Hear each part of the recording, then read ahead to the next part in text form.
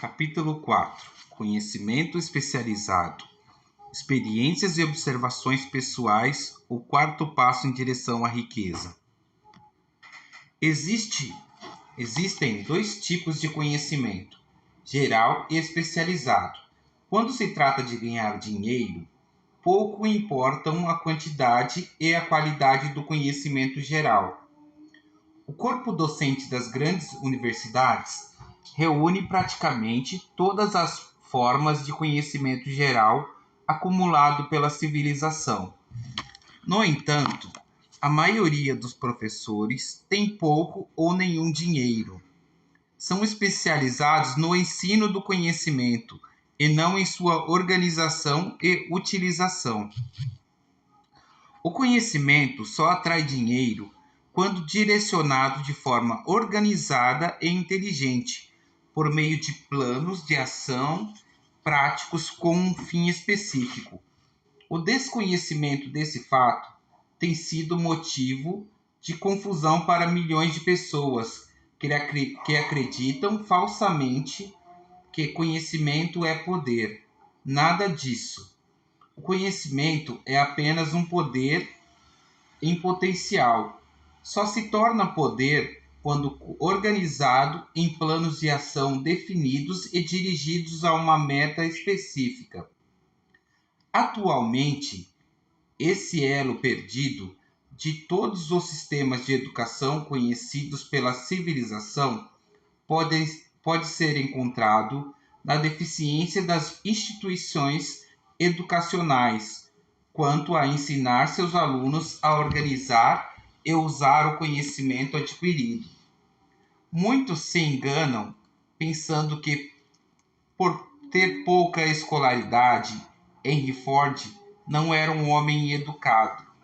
Aqueles que cometem esse erro não conhecem a vida de Henry Ford, nem entendem o verdadeiro significado da palavra educação. De origem latina de educo, que quer dizer fazer crescer, revelar, desenvolver de dentro para fora.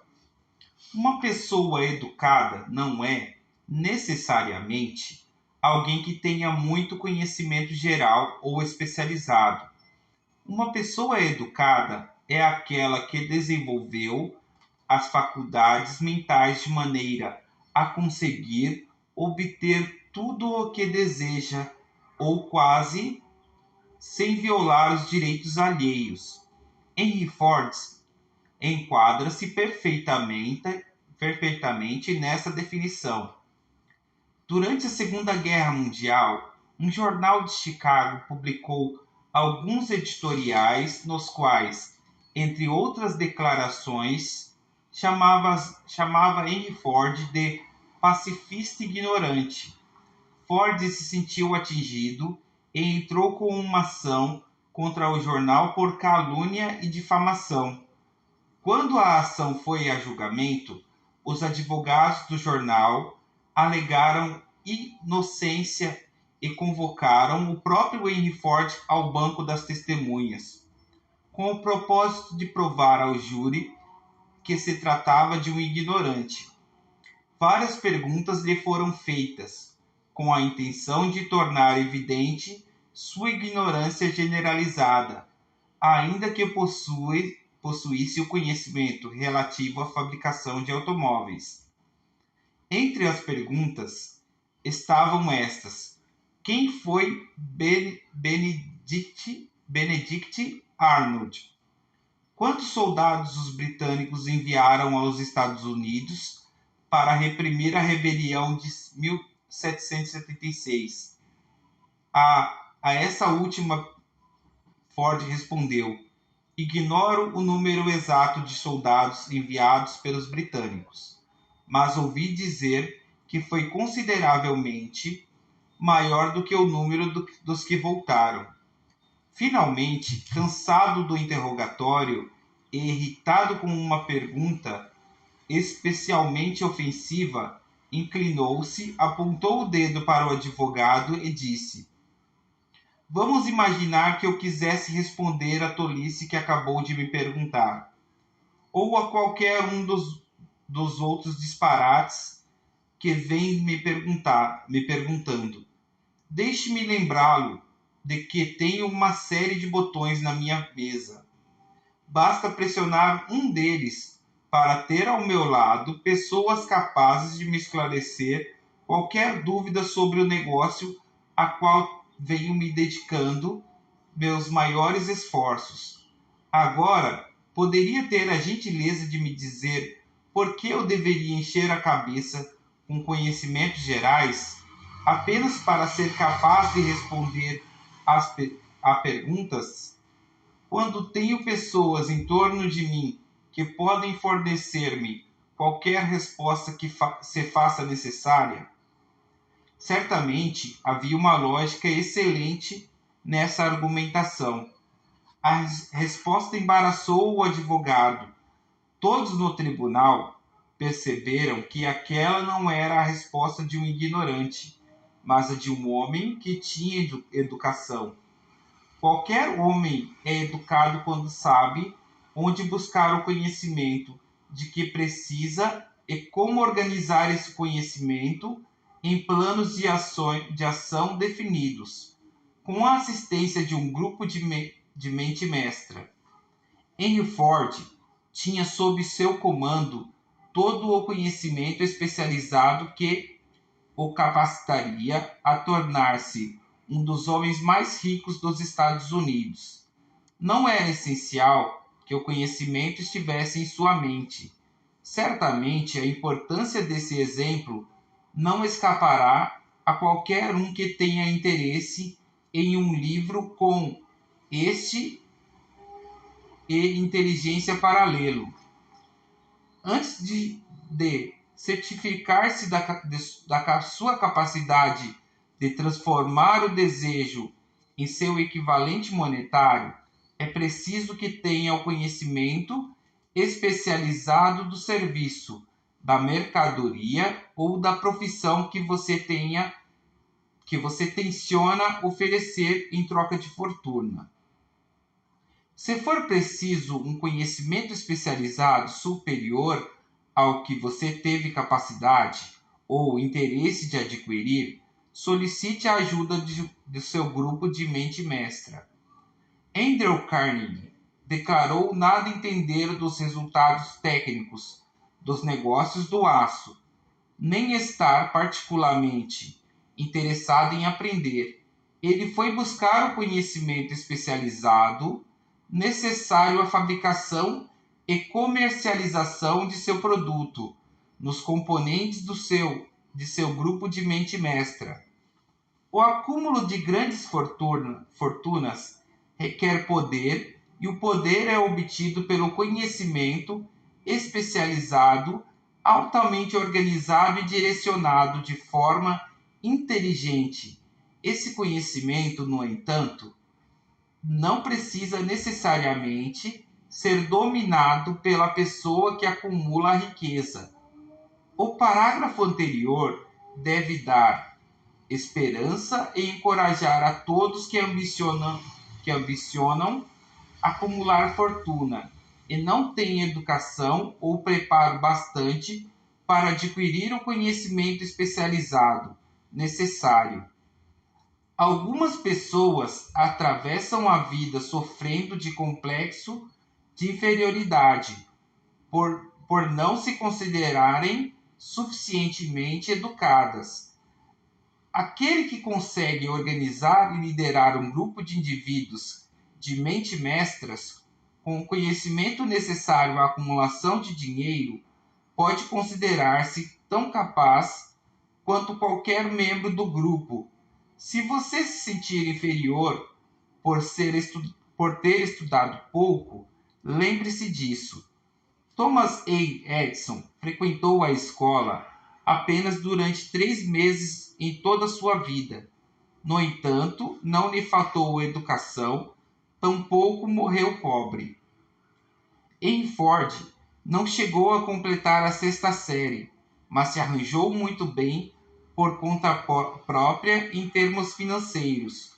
O conhecimento especializado está entre as formas de serviço mais abundantes e baratas. Se duvida, consulte a folha de pagamentos de qualquer universidade. Vale a pena saber como adquirir conhecimento. Em primeiro lugar, decida o tipo de conhecimento especializado de que precisa e o propósito a que se destina. O seu objetivo e meta que tem em mente determinam em grande parte o tipo de conhecimento necessário. Resolvida essa questão, a providência seguinte é conseguir informações precisas acerca de fontes confiáveis de conhecimento.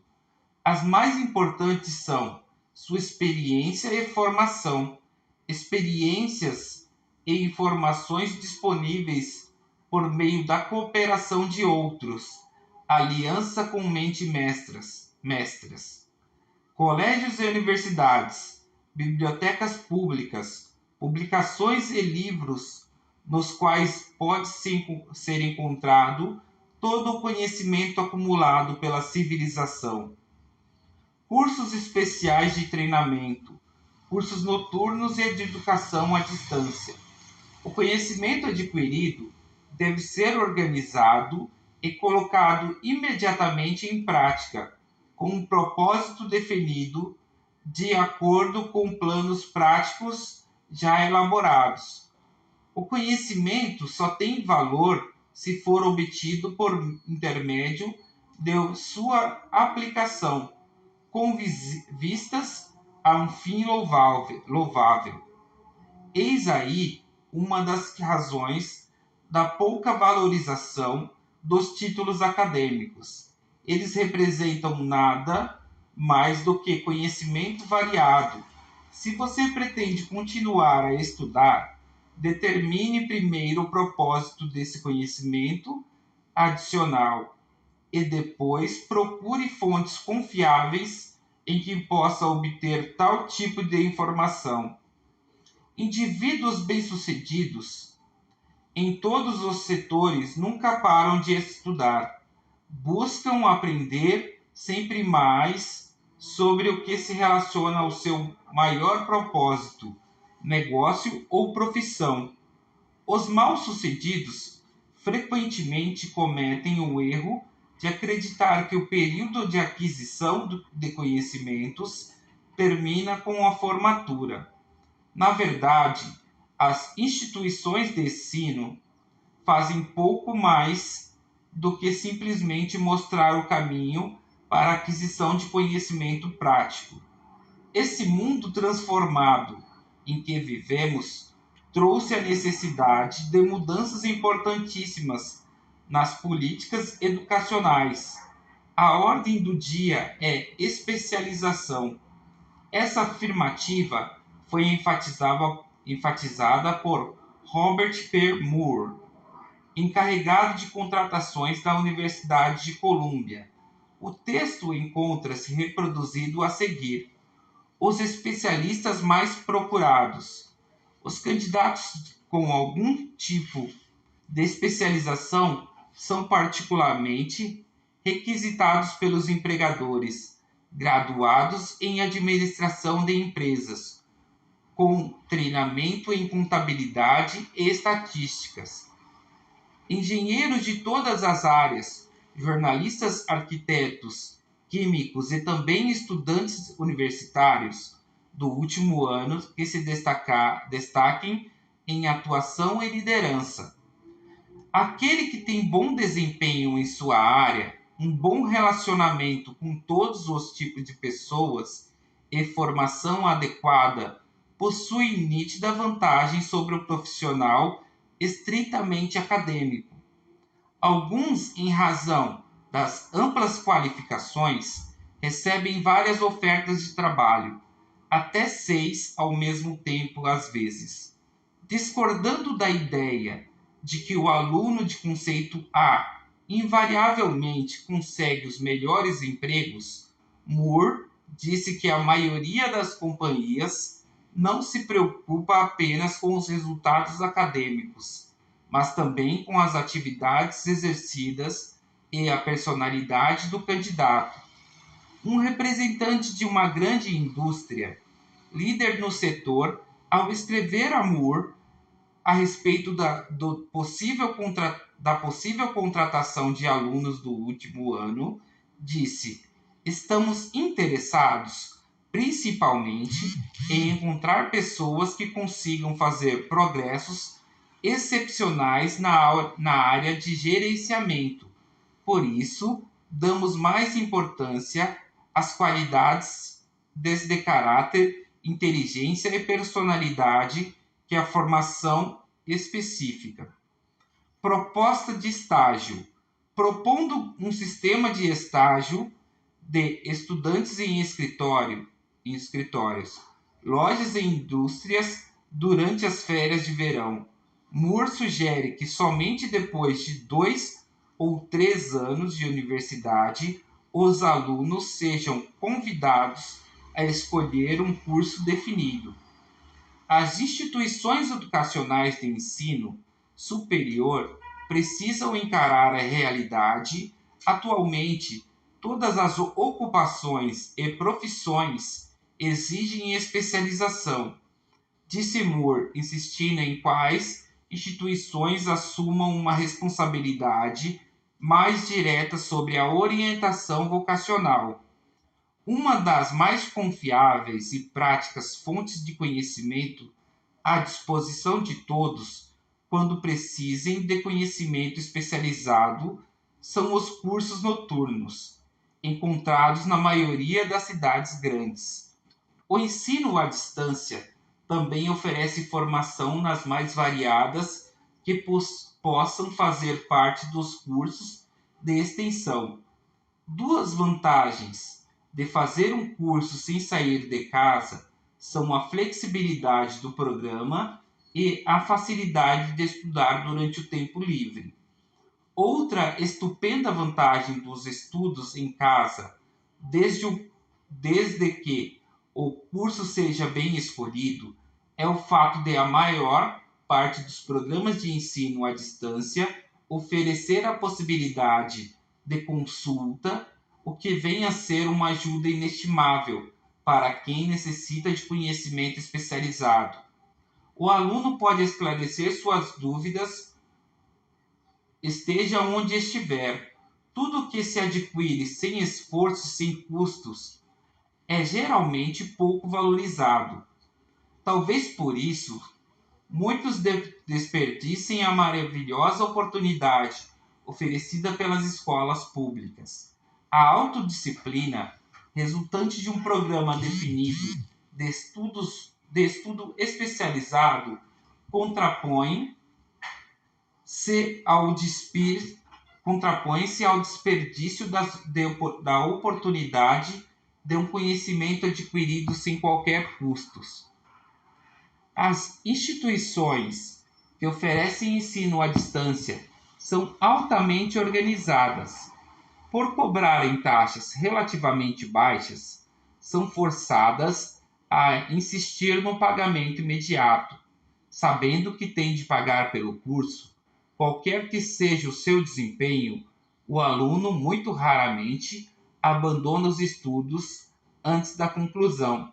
Talvez essas instituições ainda não tenham dado conta de que seus departamentos de cobrança constituem a melhor forma de treinamento em decisão, agilidade, ação e hábito de completar as tarefas. Aprendi isso por experiência própria. Há mais de 25 anos, matriculei-me num curso por correspondência em propaganda.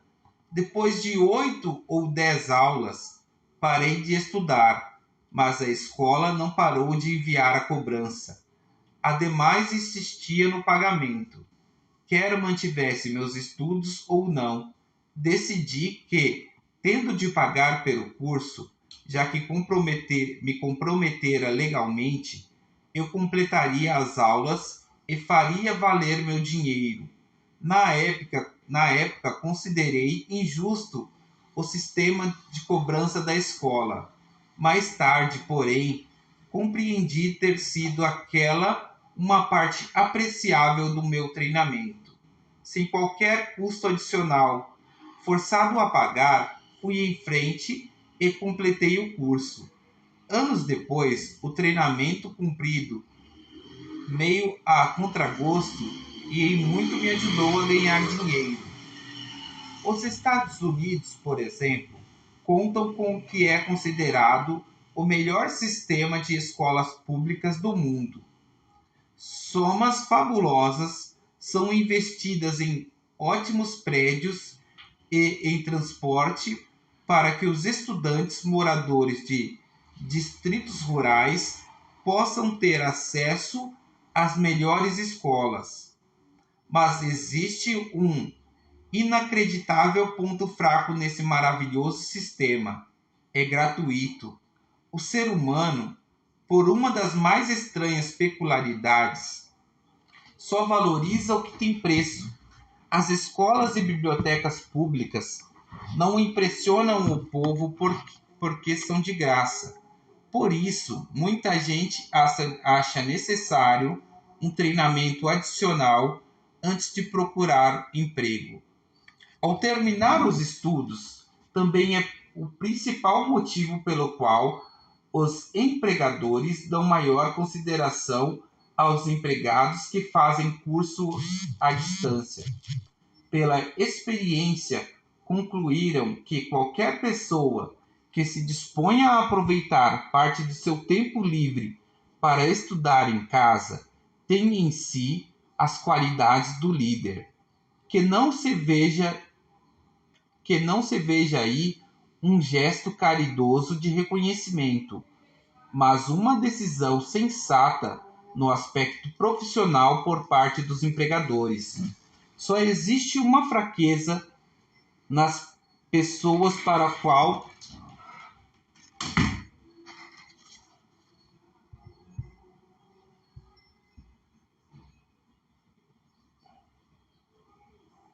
qual não há remédio: total falta de ambição. Aqueles que reservam tempo livre para estudar em casa, assalariados especialmente, raramente permanecem muito tempo na parte inferior da pirâmide. Sua atitude abre o caminho para a subida, removendo obstáculos e conquistando o interesse e a simpatia daqueles que têm o poder de colocá-los ao alcance da oportunidade. O ensino à distância é especialmente adequado àqueles que trabalham o dia todo e sentem falta de um conhecimento especializado, mas não dispõem de tempo para voltar à escola. As mudanças nas condições econômicas tornaram necessário que milhares de pessoas buscassem novas fontes de renda. Para a maioria delas, a solução está na aquisição de conhecimento especializado. Muitos serão forçados a mudar inteiramente de ocupação. Quando percebe que uma certa linha de produtos não está vendendo, o comerciante a substitui por outra de maior aceitação. Quem vende serviços pessoais também precisa ser comerciante eficiente. Se não houver retorno, deve mudar para outra área, onde haja maiores oportunidades. Stuart Austin Weir cursou engenharia civil e seguiu essa linha de trabalho até que as condições econômicas limitaram o mercado, tornando sua atividade pouco rentável. Depois de avaliar suas possibilidades, optou pela área da advocacia, voltou à faculdade e frequentou cursos voltados para o direito empresarial. Embora a economia ainda não estivesse inteiramente recuperada, ele completou os estudos, foi aprovado pela Ordem dos Advogados e logo progrediu na profissão. Em seu escritório de Dallas, no Texas, na verdade, teve até de recusar clientes. Apesar de eliminar qualquer sombra de dúvida e antecipar-me às desculpas do que dirão, não posso voltar a estudar porque tenho família para sustentar, ou estou velho demais. Acrescento a informação de que Weir tinha mais de 40 anos e era casado quando voltou à faculdade. Além disso, por ter selecionado cuidadosamente as matérias, ele completou em 2 anos o curso que a maior parte dos alunos de direito fazem em 4 anos. Vale a pena saber como adquirir conhecimentos. Aquele que para de estudar simplesmente porque terminou um curso está para sempre e irremediavelmente condenado à mediocridade, qualquer que seja sua área de atuação. O caminho do sucesso é o caminho da aprendizagem contínua. Vamos ponderar sobre uma circunstância específica. Durante a depressão econômica nos Estados Unidos, um vendedor de mercearia perdeu o emprego. Como tivera algum contato com a contabilidade da loja, resolveu fazer um curso sobre o assunto. Em seguida, familiarizou-se com os mais modernos equipamentos de escritório e os recursos disponíveis para os contadores. Assim, iniciou um negócio próprio, começando pelo dono da mercearia na qual havia trabalhado. Ele fez contratos de serviços de contabilidade com mais de 100 pequenos comerciantes por uma modesta taxa mensal. A ideia foi tão bem sucedida que ele logo sentiu necessidade de montar um negócio volante num pequeno caminhão de entregas, que equipou com os mais modernos recursos para atender os clientes. Em pouco tempo, possuía uma frota desses escritórios contábeis, onde sobre rodas e empregava um grande número de assistentes, oferecendo aos pequenos comerciantes serviços de contabilidade de excelente qualidade a um preço módico. Conhecimento especializado e imaginação foram os ingredientes desse único e bem-sucedido negócio. Logo, o dono dos escritórios volantes pagou quase 10 vezes mais imposto de renda do que o comerciante para quem havia trabalhado, demonstrando assim que o que parecia uma adversidade era, na verdade, uma bênção disfarçada. A partir da ideia do vendedor desempregado, vou sugerir outra, de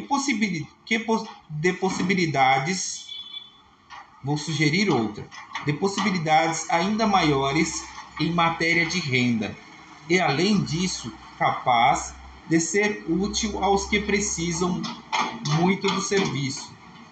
Quando lhe foi sugerido trocar o comércio pela contabilidade, sua primeira reação foi: gosto da ideia, mas não saberia como transformá-la em dinheiro.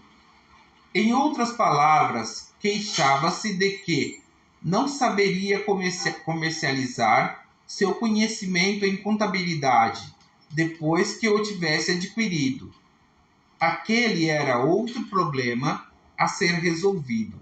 Com a ajuda de uma jovem datilógrafa que escrevia muito bem, foi preparado um belo livro em que se descreviam as vantagens do novo sistema contábil. As páginas muito bem arrumadas foram colocadas num álbum, que funcionou como um vendedor silencioso, contando tão bem a história que em breve o homem não conseguiria atender sozinho todos os clientes. Existem milhares de pessoas que precisam dos serviços de um especialista em propaganda, capaz de preparar um resumo atraente que ajude na divulgação de prestação de serviços pessoais. A renda anual agregada por esse tipo de serviço e os benefícios para os usuários podem facilmente exceder aqueles de uma agência de empregos. A ideia aqui descrita nasceu da necessidade de atender uma emergência, mas não serviu apenas a uma pessoa. A mulher que criou a ideia era muito imaginativa.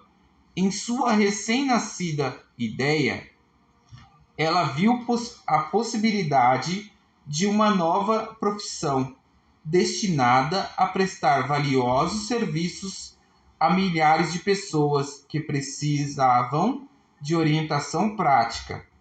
Estimulada a agir pelo sucesso instantâneo de seu primeiro plano de marketing para serviços pessoais, essa mulher ativa voltou-se em seguida para a solução de um problema similar enfrentado por seu filho, que acabara a faculdade, mas não encontrava mercado para seus serviços.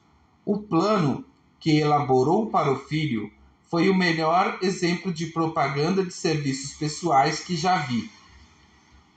Quando o álbum ficou pronto, tinha cerca de 50 páginas lindamente datilografadas, com informações devidamente organizadas, relatando as habilidades naturais do rapaz, seu currículo escolar, as experiências pessoais e uma grande variedade de outras informações, longas demais para serem descritas aqui. O texto detalhava ainda o cargo pretendido, além de uma descrição minuciosa de todas as realizações que o exercício das funções lhe permitiria. A preparação do álbum tomou várias semanas de trabalho, durante as quais a criadora mandou seu filho à biblioteca pública quase diariamente em busca de dados que lhe permitissem articular o texto da melhor maneira possível. Também o fez visitar os concorrentes do potencial empregador para conseguir informações sobre seus métodos de atuação. Tais informações se mostraram valiosas para a descrição do cargo que o jovem pretendia ocupar. Quando o plano finalmente ficou pronto, incluía mais de meia dúzia de sugestões, muito boas para o uso e benefício da empresa. Foram todas aceitas. Talvez você pergunte: tanto trabalho para conseguir um emprego? A resposta vai direto ao ponto e de importância crucial, porque lida com um assunto que afeta maciçamente milhões de homens e mulheres, cuja única fonte de renda é a prestação de serviço. A resposta é: fazer algo bem feito nunca é trabalho. O plano preparado por aquela mulher em benefício do filho ajudou-o a conseguir o trabalho que buscava na primeira entrevista, com um salário fixado por ele. Além do mais, e isso também é importante, o cargo não exigiu que começasse de baixo. Ele iniciou como executivo júnior, com salário condizente. Você ainda pergunta por que tanto trabalho?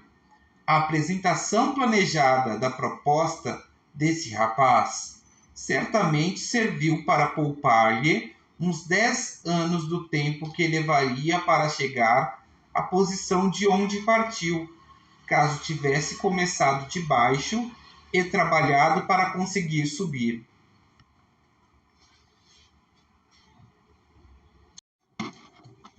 A ideia de começar de baixo e trabalhar para subir pode parecer segura, Mas a principal objeção a ela é a seguinte: muitos dos que tentam seguir esse caminho jamais chegam a levantar suficientemente a cabeça para serem vistos pela oportunidade.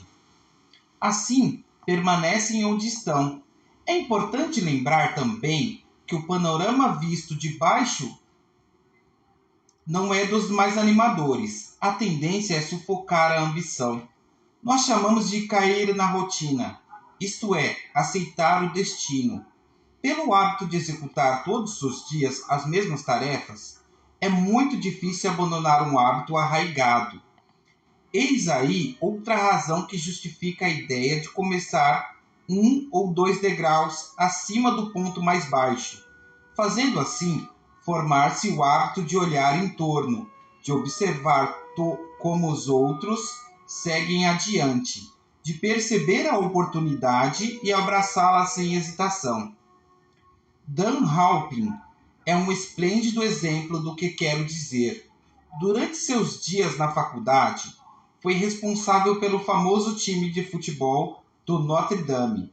Durante o Campeonato Nacional de 1930, sob a direção do falecido Kenneth Rockne, talvez o grande treinador de futebol o tenha inspirado a pensar grande e não confundir derrota temporária com fracasso. Assim como Andrew Carnegie, o grande líder industrial inspirou seus funcionários a estabelecer metas ambiciosas, seja qual for o caso. O jovem Halpin terminou a faculdade num momento especialmente desfavorável, quando a crise econômica norte-americana havia feito escassearem os empregos. Assim, após uma passagem muito rápida pelos bancos de investimento e pela indústria cinematográfica, ele pegou a primeira função com certo potencial que conseguiu encontrar, vendedor de aparelhos auditivos elétricos, com comissões sobre as vendas. Qualquer um poderia começar nesse tipo de trabalho, e Halpin sabia disso, mas foi o suficiente para lhe abrir as portas para uma oportunidade. Por quase 2 anos, continuou no emprego que não era de seu agrado, e teria continuado assim, não fosse sua inquietação. Primeiro, conquistou a posição de gerente assistente de vendas. Esse é o único degrau galgado, foi o bastante para colocá-lo acima da multidão, de onde podia enxergar maiores oportunidades e onde as oportunidades poderiam vê-lo.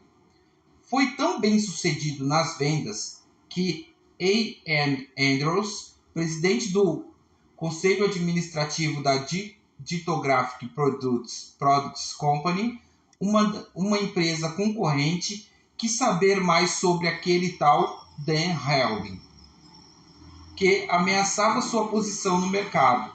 Halpin foi chamado à presença de Andrews. Quando a entrevista terminou, Halpin era o novo gerente de vendas, encarregado na Costicom Division. Em seguida, para testar a capacidade do jovem, Andrews viajou para a Flórida, onde ficou por 3 meses, deixando Halpin se arranjar sozinho na nova função, para nadar ou afundar. Ele não afundou. O tema de Kenneth Rockne, o mundo ama os vencedores e não tem tempo para os perdedores, inspirou-o a dedicar-se tanto ao trabalho que foi eleito vice-presidente da empresa e gerente-geral da Costicom and Silent Radio Division, um cargo que qualquer funcionário se orgulharia de ocupar antes de 10 anos de leais esforços. Halpin conseguiu o resultado desejado em pouco mais de 6 meses. É difícil dizer qual dos dois, Andrew ou Halpin, é o mais digno de elogios, já que ambos demonstraram possuir uma abundância esta rara qualidade conhecida como imaginação. Andrews merece crédito por ter percebido no jovem Halpin um empreendedor de primeira ordem. Helping merece crédito por ter recusado a manter-se em um emprego que não queria. Este é um dos principais pontos que estou tentando enfatizar por meio de toda esta filosofia. Galgamos as posições mais altas ou ficamos no fundo por causa de condições que podemos controlar se quisermos. Existe outro ponto que quero deixar claro. Sucesso e fracasso são, em grande parte, resultados do hábito. Não tenho dúvida de que a íntima associação de Dan Helping com o treinador de futebol norte-americano, com o maior treinador de futebol americano de todos os tempos, plantou em sua mente o mesmo tipo de excelência que o fez o time de futebol de Notre Dame alcançar fama mundial. Existe algo de verdade na ideia de reverenciar um herói ajuda, desde que se referencie um vencedor. Halpin me disse considerar Hockner um dos maiores líderes do mundo. Minha crença na teoria de que associações profissionais são fatores vitais para o sucesso ou fracasso foi recentemente demonstrada quando meu filho Blair negociava uma colocação com Dan Helping, e este ofereceu-lhe um salário inicial correspondente à metade do que oferecera uma empresa concorrente. Fiz certa pressão para que Blair aceitasse trabalhar com Helping, porque acredito que uma associação com alguém que se recusa a aceitar circunstâncias nas quais não se sente bem é uma oportunidade que não tem preço.